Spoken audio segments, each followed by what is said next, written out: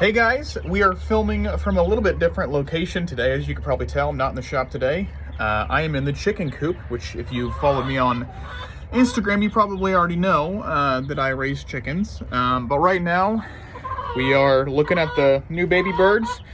These aren't chicks, I would say. They're probably like a couple months old now, but they're getting older. Let me see if I can flip this around real quick.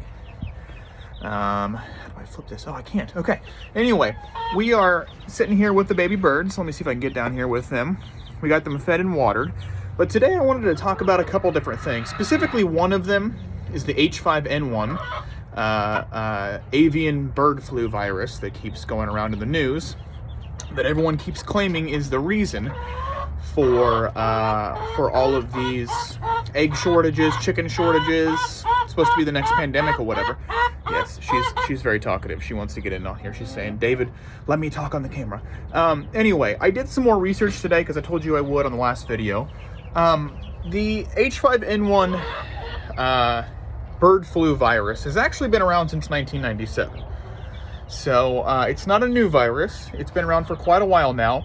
It does, however, have a pretty high mortality rate. I found out that the mortality rate on the H5N1 avian bird flu is actually about 60% in humans, okay? I can't find any numbers, to be honest with you, on the mortality rate of the H5N1 virus on birds. I did tell you guys the other day, I believe it was last Friday, that there was approximately 58 million cases of the avian bird flu in poultry. And poultry is specifically for, I believe, in captivity birds, okay? There's about 6,000 cases, I believe, of wild birds getting avian H5N1 flu, and about 58 million cases for poultry. And poultry would be in captivity of some kind, you know, commercial or like, you know, just family farms like ours. Anyway, out of the total number of birds in the United States of America, there's approximately 9.2 billion birds. That's poultry, meaning in captivity birds, kept in the United States of America, which comes out to about a 0.629% infection rate. These guys are trying to escape on me. I'm trying to make sure the door's open over here, so I'm trying to make sure they don't get out. But anyway, so the infection rate of the avian H5N1 bird flu in the poultry population right now is 0.629%, which I think is extremely low, especially in order to cause these ridiculous egg prices and ridiculous chicken prices right now, right? These fake shortages, right? Once again, I don't know the mortality rate. I'm going to try to continue to do some more research on that. But even if all of the birds that were infected with the H5N1 avian flu were to die, oh my God, don't be fighting each other, come on. Even if they all were to die, that would still only represent 0.629%, not 6.29, 0.629%, less than 1% of all of the poultry in the United States of America. So this whole theory that we've got a pandemic on our hands of epic proportions and there's birds dying left and right and we're not able to produce enough eggs and we're not able to produce enough chicken and that's why we have all these shortages and that's why we have all these increased prices. Not true. This information is on the CDC website. So you can go on the CDC website right now and you can look up all this information of how many birds are actually being infected, okay? So, like I told you a couple videos ago, I did have to register last time I purchased these birds, actually, these 10 guys right here, these 10, they're all girls, they're layers. I had to give my driver's license over to the lady that checked me out at Rural King. And I thought that was a little bit ridiculous. Like, why do I need to be on some kind of watch list somewhere because I purchased birds? But now that I'm doing all this research, it kind of makes sense. It almost seems like they're setting this up so that all the bird farmers, and I'm sure they'll try to find some other way to get, you know, beef and hogs and stuff like that into this also. It seems like they're trying to get us into a database of something so they can come monitor our chickens and monitor what kind of farm animals we're raising, right? So that's kind of where I think this is headed. I don't know for sure. Obviously, I'm not part of the organization that would even know, but I do raise birds, and it's going to impact us if we continue to raise birds and we want to be able to have control of our food supply. So that's what I've learned so far. Once again, 60% mortality rate to humans, okay? And believe it or not, the first cases of H5N1 that happened in 1997, so we're talking 25 years ago, right? Happened in Hong Kong. okay, which is in China.